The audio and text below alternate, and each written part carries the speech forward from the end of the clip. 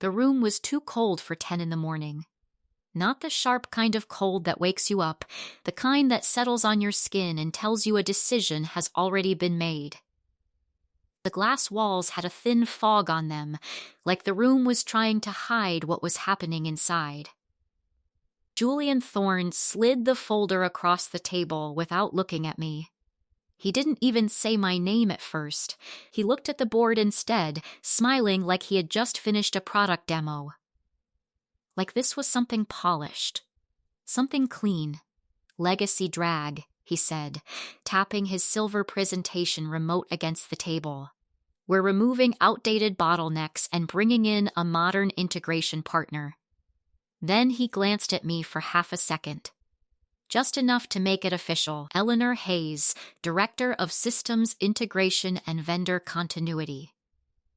Effective immediately, this role is dissolved. My name was already printed on the revised org chart behind him. Not crossed out. Just gone. I had spent 11 years building the systems that chart depended on. No one mentioned that. No one mentioned that every vendor routing pathway still ran through my compliance credentials. No one mentioned that the external team he was so proud of had never touched our legacy infrastructure. The CFO shifted in his chair but said nothing. The board chair gave a small nod, like this was overdue. Julian kept going. We're streamlining operations, faster decisions, fewer dependencies. I watched his shoes, polished, expensive, brand new. He had been here 6 weeks. I assume there are no questions, he said.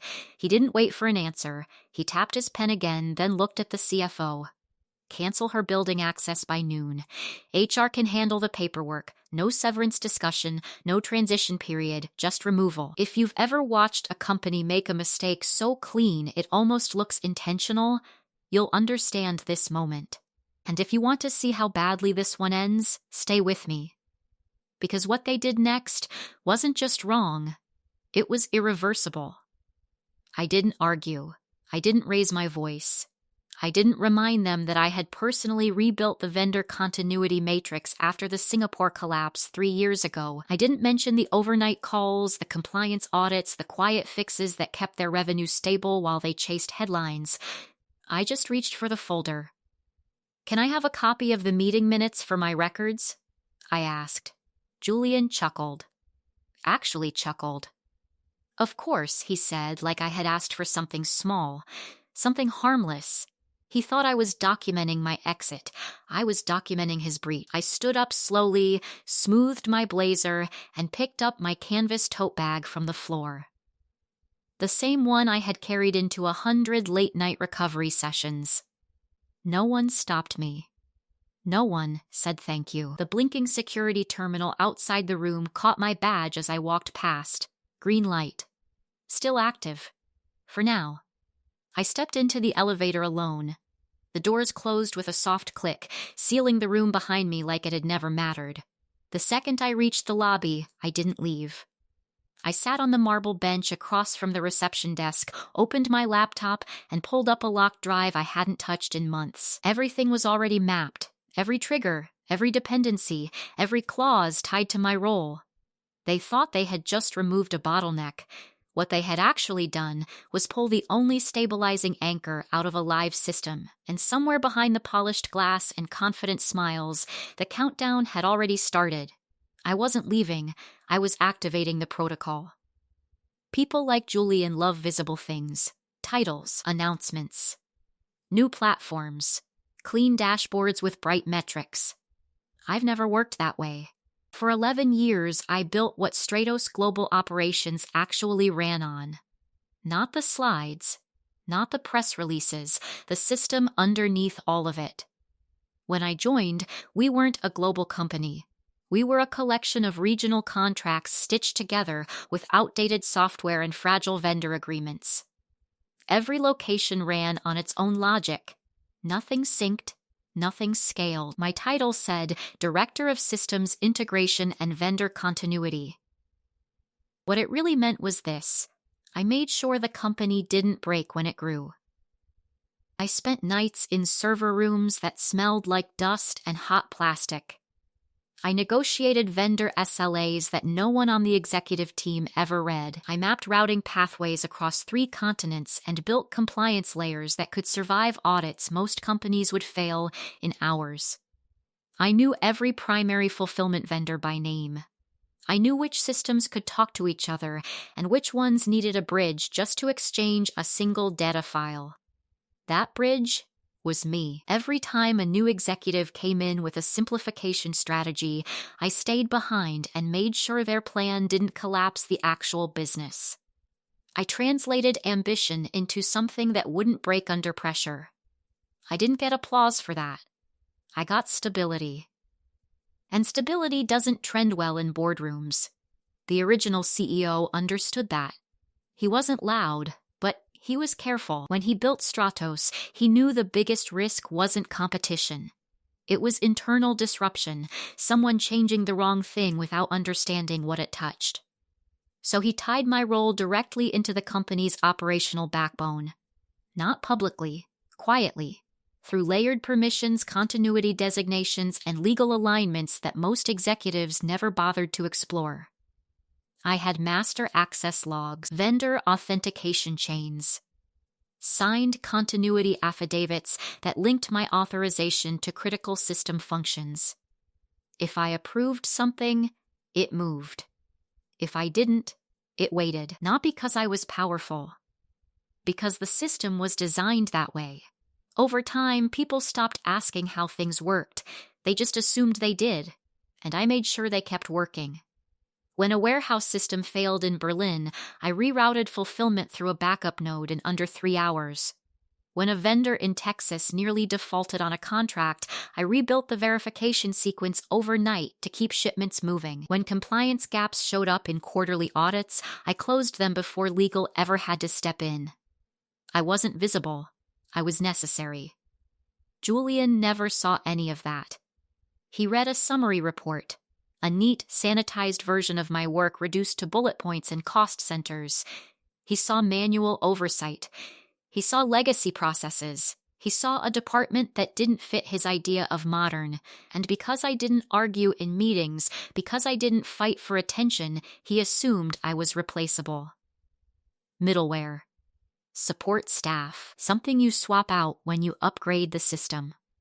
What he didn't understand was simple. In a company this complex, the person who knows how everything connects isn't support. She's structure. You can replace software, you can replace vendors, you can even replace leadership.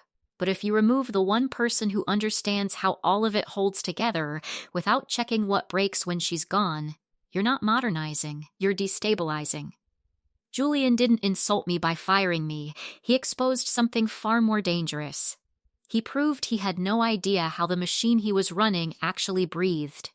And in a system built on dependencies, that kind of ignorance isn't just a weakness. It's a fault line, and fault lines don't stay quiet for long. There was a reason I didn't argue in that room.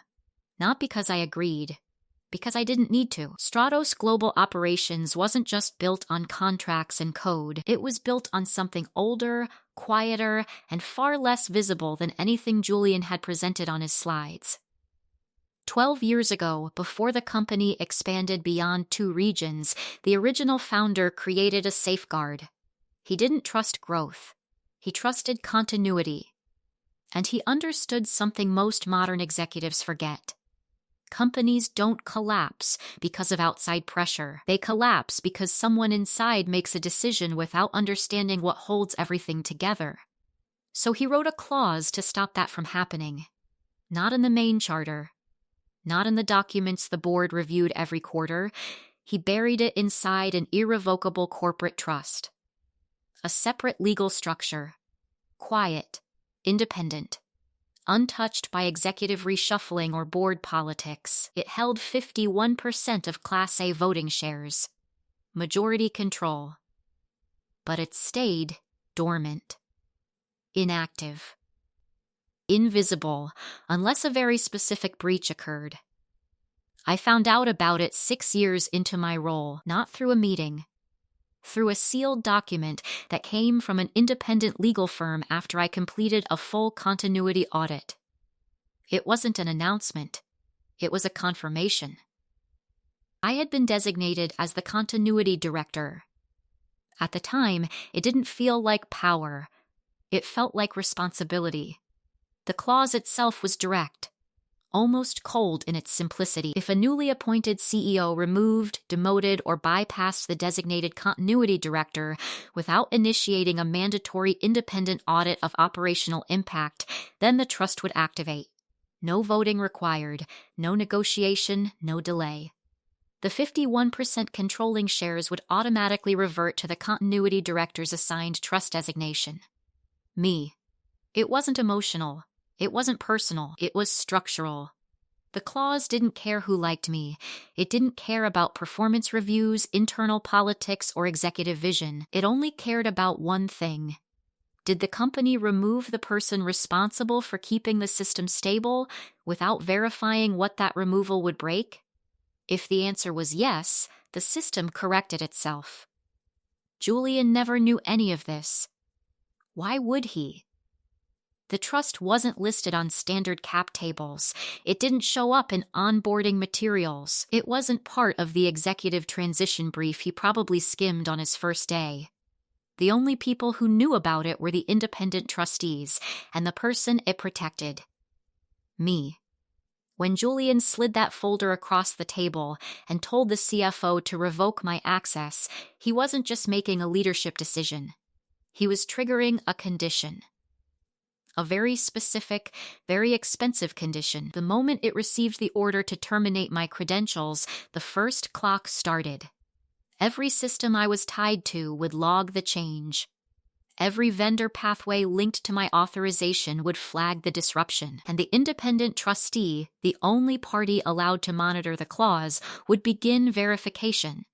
They didn't need my permission. They didn't need the board's approval. They only needed evidence. Step 1. Confirm that I had been removed without a formal audit. Step 2.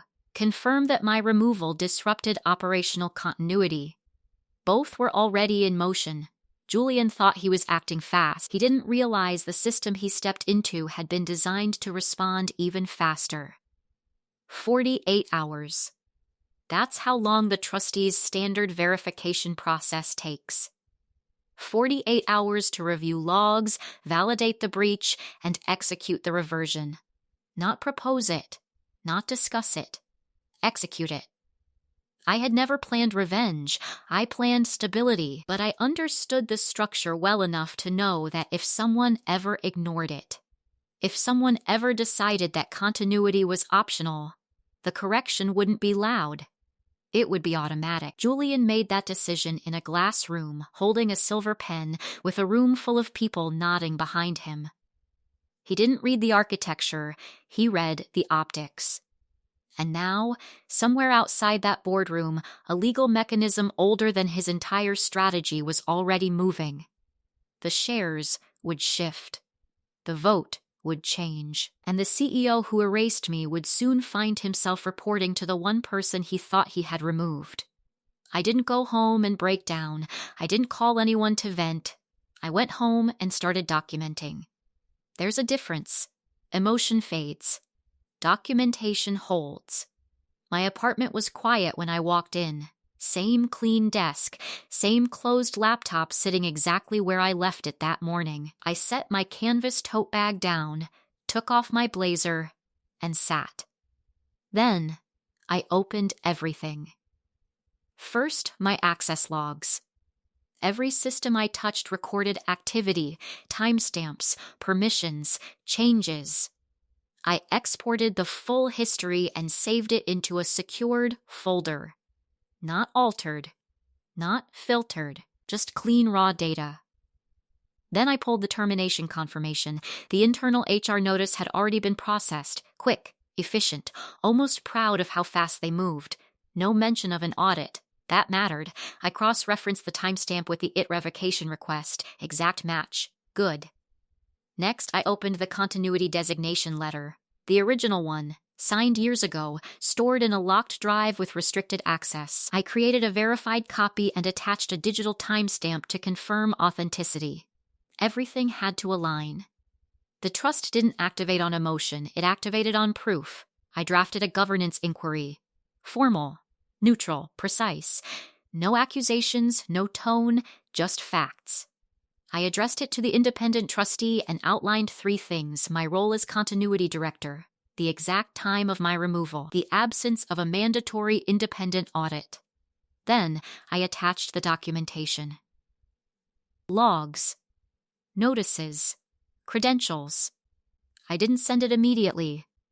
Not yet. There was a second requirement the trust needed. External confirmation. The system didn't rely only on internal records. It required proof that the company's operational chain had been disrupted. That meant vendors. The 3 primary fulfillment vendors were tied directly into my authentication structure. They required dual verification routing, a system I had built and maintained quietly over the years. Without me, that chain would break. But it had to be documented. So I sent them a standard compliance update. Nothing dramatic, just a routine notice confirming my departure and requesting continuity verification forms. The same forms we used during audits. Boring. Expected. Easy to overlook. But critical. Once those vendors responded, they would officially confirm that the company's continuity structure had been interrupted. That was the second key. While I waited, I set my out-of-office reply. Short. Neutral. I am currently unavailable. For urgent matters, please contact operations leadership. No explanation, no emotion. I stopped responding to direct messages. Slack notifications piled up. A few colleagues reached out, confused, quietly concerned. I didn't answer. From the outside, it probably looked like I was processing the loss. Inside, I was aligning a trigger. By the end of the night, the first vendor response came in, stamped, signed, verified. Continuity interruption confirmed. I saved it. Then the second arrived the next morning. Same language, same confirmation. By the time the third came through, I had everything I needed. Internal breach, external validation, complete. I compiled the full packet into a clean folder structure. Indexed, cross-referenced, time-stamped. Then I uploaded it to a secure legal server and sent the governance inquiry to the trustee. No dramatic message, just documentation. Then I closed my laptop. The hardest part wasn't acting. It was waiting. Julian was probably still posting about transformation, about speed, about modernization. He thought control came from moving fast. He didn't understand that real control comes from knowing where the system breaks and letting it. The structure didn't need me to fight. It just needed me to step back and let it correct itself. 48 hours. That was the window, and somewhere inside Stratos Global Operations, the foundation was already starting to shift under his feet. Julian didn't slow down after removing me. He accelerated. 2 days after my termination, he called an all-hands meeting. I watched it later through a recording someone forwarded quietly, like a warning no one wanted to say out loud. He stood on the main stage, confident, energized, holding that same silver remote like it was a symbol of progress. Stratos is entering a new phase, he said. We're removing friction, simplifying systems, cutting out unnecessary oversight. Then, he smiled. My predecessor teams built complexity where speed should have existed. Predecessor teams, that was me. He didn't say my name this time. He didn't need to. The implication was clear. He moved to the next slide. A clean diagram, one platform, one routing engine, one unified vendor system. No redundancy, no dual verification, no manual oversight. It looked beautiful. It wasn't real. Legacy compliance layers are being retired, he continued. We trust automation. We trust scale. The room clapped. Not loudly, but enough. No one wanted to be the person asking why the system had those layers in the first place. No one wanted to sound like resistance. Julian fed off that silence. By Friday evening, he pushed the migration live. No staged rollout, no phased testing, no fallback routing, just a full switch. I saw the first error 6 hours later. An automated system notice bounced into my personal archive. Vendor authentication mismatch. Routing failure. Then another. Inventory assignment dropped. Then another. Payment reconciliation stalled. The system wasn't syncing. It couldn't. The old warehouse software didn't recognize the new routing protocol without the bridge I used to manage manually. Julian had removed the bridge. Now the system was speaking two different languages with no translator. By midnight, the failures were stacking. Shipment requests were being generated but not assigned. Assigned shipments were not being tracked. Tracked shipments were pointing to inactive facilities, each error small on its own. Together, catastrophic. Inside the company, they called it integration friction. I saw the internal memo the next morning. Temporary issue. Under review. Teams working around the clock. Julian held another call. We expected minor disruptions, he said, voice steady. Our contractors are implementing overrides. Overrides. That word matters. An override bypasses a system rule. It doesn't fix it. Every override he approved created a new inconsistency. Every workaround introduced data the system couldn't reconcile later. He was patching holes in a structure he didn't understand. And every patch made the damage harder to trace. The vendor portals started rejecting automated invoices. Why? Because they required dual verification signatures. Mine used to be one of them. Without that chain, the system couldn't confirm legitimacy. Invoices stalled. Payments delayed. Suppliers hesitated. Inside the logs, the pattern was clear. The system wasn't failing randomly. It was failing exactly where continuity had been broken. Exactly where my role had been removed. I didn't warn them. I didn't send a message. I didn't offer help. I watched. I saved every alert, every failed transaction, every internal memo trying to reframe collapse as adjustment. Julian thought speed would outrun structure. He thought confidence could replace understanding. But systems don't care about confidence. They care about alignment. And he was pulling load-bearing walls out of a structure while calling it renovation. The worst part? He still thought he was winning. And the more he pushed, the more proof he created for the one process he couldn't control. The trustee review. Every failure, every override, every ignored compliance flag. It all became evidence. The system wasn't just breaking. It was documenting why. By Tuesday morning, the damage was no longer internal. It was visible. The first major client paused their automated fulfillment orders. Not canceled. Paused. That's how large companies signal concern without creating panic. Their reason was simple. Shipment tracking codes were routing to closed facilities. From the outside, that looks like a glitch. Inside a logistics system, it's a red flag. It means the routing logic has lost its anchor. The second client followed within hours. Same issue. Different region, different warehouse. Same failure pattern. 2 suspensions in one morning. That doesn't happen unless something fundamental is broken. Inside Stratos, the tone shifted. Emails got shorter. Meetings got longer. Mid-level managers stopped talking about timelines and started asking about accountability. Warehouse supervisors began calling legal directly. Not operations. Legal. That's never a good sign. It meant they didn't trust the system to fix itself. Payroll routing got tangled in the reconciliation backlog. Staff in 2 facilities reported delayed processing. Not missed. Delayed. Still enough to trigger concern. Julian called emergency meetings. I saw fragments of them through forwarded notes and indirect updates. What's the root cause? He kept asking. No one gave him a clear answer, because the real answer wasn't technical. It was structural. The system wasn't failing because of bad code. It was failing because the authority that connected everything had been removed. You can't debug that with contractors.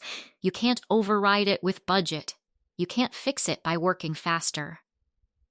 Around midday, the next phase began. The independent auditors arrived. No announcement. No scheduling. just presence. They walked into the building with formal documentation and requested full access to operational logs, vendor authentication records, and continuity frameworks. Julian tried to control the situation. "We're in the middle of a restructuring," he told them. "We'll provide documentation after internal review." The lead auditor didn't argue. He handed Julian a formal compliance notice. Then he walked past him. Security didn't stop them. They couldn't. The authority came from the trust, not the company. Inside the system, access requests started firing. Data pulls, log reviews, authentication checks. Everything I had submitted was now being verified independently. Julian's control was narrowing. He still held the title. But the system wasn't answering to titles anymore. After hours, the stock dipped. 3%, not a crash, but enough to get attention. The board chair started sending careful emails about maintaining confidence and temporary operational adjustments. Careful language means fear. The CFO's tone changed too, less confident, more urgent. Numbers started moving in ways he couldn't smooth over. And then something subtle happened. Silence. My department, what used to be my department, stopped responding with certainty. Because the people left behind didn't have the access. They didn't have the authority. They didn't have the map. Julian finally noticed. He realized the new platform wasn't failing because it was new. It was failing because the old system, the one he dismissed, had dependencies he never saw. Dependencies tied to me. Not personally. Structurally. The trap wasn't loud. It didn't explode. It tightened. Every failed shipment, every rejected invoice, every paused client, every auditor request, all of it pointed to one thing: a governance breach. And by the time Julian understood that, it was already too late to reverse it manually. The trustee didn't need more proof. They had enough. And soon, the people who thought they were in control would find out who actually held the structure together. The emergency board session was scheduled for Friday at 2:00 p.m., exactly 48 hours after the trustee initiated formal review. I knew the timing before the calendar invite ever went out. By then, the building felt different. Not loud, not chaotic. Tight. Like every hallway conversation had been cut short halfway through, like people were choosing their words carefully because they weren't sure who would be held responsible when this settled. I arrived 10 minutes early. Same glass conference room. Same polished table, same blinking security terminal outside the door. This time, it flashed green without hesitation. Inside, the board was already seated. The CFO looked like he hadn't slept.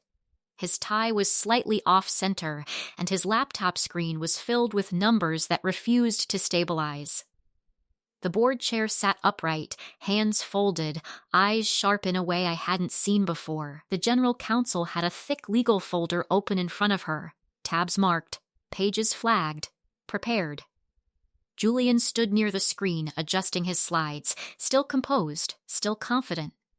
When he saw me walk in, his expression shifted, just slightly. Confusion first, then irritation. "Eleanor," he said, like I had shown up uninvited. "This is a restricted session." I didn't respond. I took a seat along the side of the table. Not at the head. Not yet. The room settled. At exactly 2:00 p.m., the door opened again. The independent trustee's lead representative walked in with 2 auditors behind him. No rush, no hesitation, just presence. Julian straightened. "We're in the middle of—" "You're not," the representative said calmly, setting a folder on the table. The room went still. He didn't raise his voice. He didn't look around for permission. He opened the folder and began reading. "Verification of governance breach under Continuity Director Provision, Clause 14b, he said. Stratos Global Operations." Each word landed clean. "Confirmed removal of designated Continuity Director Eleanor Hayes without initiation of mandatory independent audit." The general counsel didn't look surprised. Julian did. validated disruption of operational continuity through vendor authentication breakdown and dual verification failure across 3 primary fulfillment partners. The CFO closed his eyes briefly. He already knew what that meant. External vendor confirmations received. Internal system logs verified. Compliance review complete. Julian stepped forward. We're addressing those issues internally, the representative didn't stop reading. Clause conditions satisfied. Reversion protocol executed. He turned the document around and placed it in the center of the table. 51% Class A voting control has legally transferred to the designated Continuity Director's trust. Silence, heavy, immediate, absolute. Then, clearly, Eleanor Hayes. For a second, Julian laughed, not loudly, just a short, disbelieving sound, like he thought this was procedural theater. That's not how corporate governance works, he said. We can review this with, you can't, the general counsel cut in, sliding a stack of documents toward him. Her voice was calm, precise. This reversion has already been filed with corporate registries. It is binding. Julian flipped through the pages, fast at first, then slower. His confidence didn't disappear all at once. It fractured. You're telling me, he said, looking up, that she now controls majority voting rights, the CFO said quietly. He didn't look at Julian when he said it. He looked at me. The board chair's pen slipped from her hand and tapped softly against the table. No one picked it up. Julian tried again. There has to be a challenge process. A vote. There isn't. The general counsel replied. The clause does not require board approval, only breach confirmation. And you signed the breach, she added almost gently. That was the moment. Not loud, not dramatic, but final. The realization didn't hit him like a shock. It settled, like weight. He looked at the org chart behind him, the one where my name had been removed. Then back at the documents in front of him. Then, at me, for the first time since he arrived at Stratos, he didn't have a next move. The representative closed the folder. The governance structure is now updated, he said. Further direction will come from the majority trust representative. Every eye in the room shifted. Toward me. I stood, smoothed my blazer, picked up my canvas tote bag and placed it on the chair behind me. Then I walked to the table. Right across from Julian, exactly on time. I didn't take the seat at the head of the table. I took the one directly across from Julian, same distance he had used when he slid that termination folder toward me. The symmetry mattered. I placed a thin folder on the table. Not heavy, not dramatic, just enough. Let's begin, I said, looking at the general counsel. No raised voice, no edge. Just direction.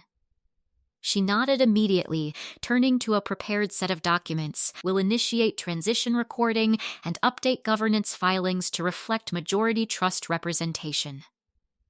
The board chair straightened in her seat.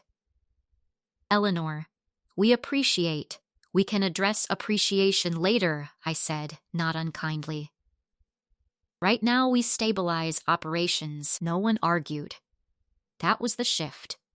I opened my folder and slid 3 documents forward. First order, I said. Immediate freeze on the current migration platform. Julian's jaw tightened. That system is it's unstable, I said, meeting his eyes for the first time. And it's operating without continuity alignment. He didn't interrupt again. The second, I continued. Restore legacy vendor routing with dual verification protocols. Reinstate original authentication chains. The CFO exhaled, almost like relief. He picked up the document and started reviewing it before I even finished speaking.